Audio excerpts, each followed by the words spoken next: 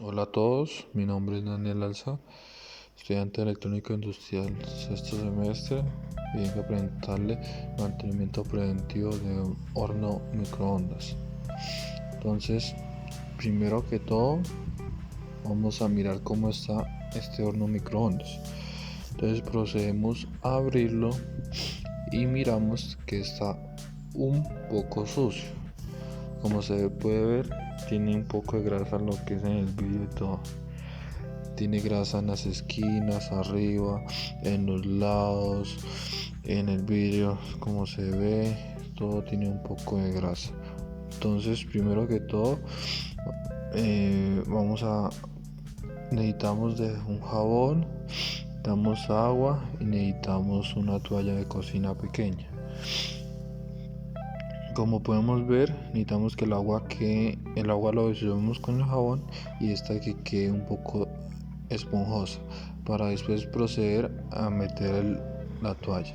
Entonces, bueno, vamos a proceder a meter la toalla en el recipiente, que esta quede bien empapada. No la vamos a escurrir, que quede lo más empapada que pueda. Después la ingresamos a lo que es el horno microondas, que quede lo más empapada que pueda. La ingresamos en el horno microondas y procedemos a lo que es cerrar el microondas y vamos a poner un tiempo por ahí de 2 a 3 minutos para que este suelte el vapor, para proceder después a limpiarlo. Esto lo hacemos sin desengrasantes ni otros químicos, ya que pues el horno microondas es para calentar nuestros alimentos. Ahí, como vemos, ya tiene harta humedad ahí lo que es en el vidrio. También una recomendación es que si por algún caso, pues que es muy poco probable que el trapo se prenda, pues procedemos a apagar el horno microondas y apagar el trapo. Es como podemos ver, este ya soltó todo el vapor, ya tiene varios vapor y por ende entonces ya procedemos a lo que es limpiar. Pues primero que todo tenemos que proceder a lo que es proceder a mirar que el trapo no esté muy caliente.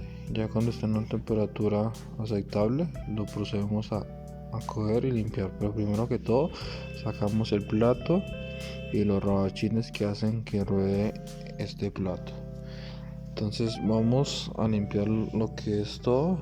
Limpiamos bien lo que es los lados, por abajo, toda la caja de resonancia que quede bien limpia.